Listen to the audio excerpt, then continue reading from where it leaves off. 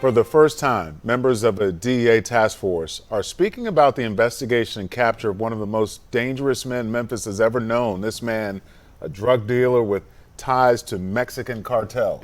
His name is Craig Petties. A lot of you are going, oh yeah. He's serving 9 life sentences in the federal pen for murder, conspiracy, drug trafficking, bunch of charges. Fox 13's Jeremy Pierre joining us live this morning, and you talked to the leader of the DEA task force who finally apprehended this guy's, what would you say, after 13 years? Yeah, a total of 13 years, but 8 years for sure, fully concentrating on Craig Petties and his operation. Now we're talking about a very dangerous man, Craig Petties. Now this DEA task force leader went into detail as to how much Craig Petties would pay to have someone killed, and goes into detail as to how taking Petties off the streets interrupted an international drug trafficking operation. For those who don't know, many remember this man as the biggest drug lord in America at one time. And he took that route that a lot of these guys do and became one of the biggest drug dealers connected to that cartel in Mexico. His name is Craig Petties. Former DEA agent Abe Collins says at one point in time, he was the biggest drug trafficker in America, based right here in Memphis. 2001 is when I began the investigation on him, realizing how big, significant of a target he was in this area. From all the intel that we was getting, I initiated the investigation on it. And DEA, you initiate stuff. Nobody just assign you anything. It's up to you to take initiative on investigations, and sometimes that's what's missing in law enforcement. Collins explained it took a lot of help investigating Pettis, both federal and local law enforcement, on a task force.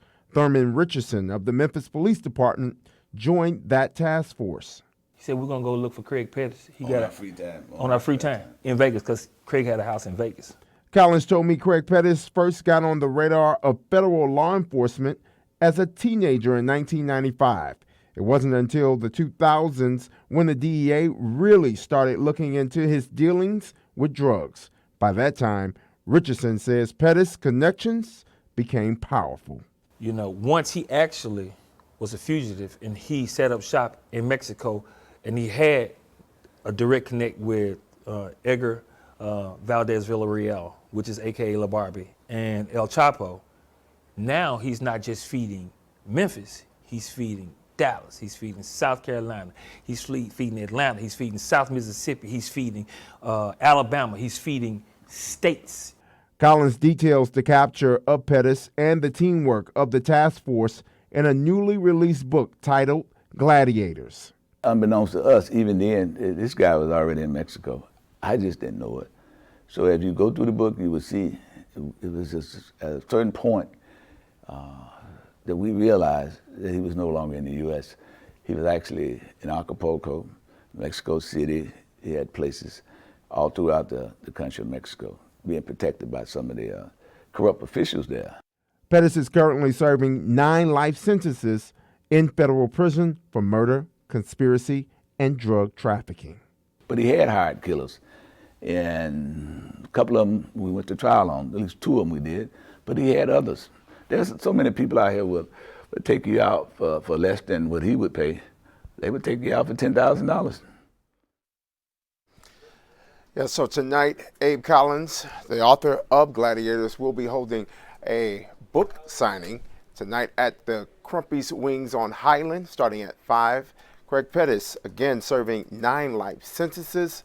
Along with Craig Pettis, about 40 of his employees also serving time now in the federal penitentiary. They were persistent, tenacious to get that done. Thanks, JP.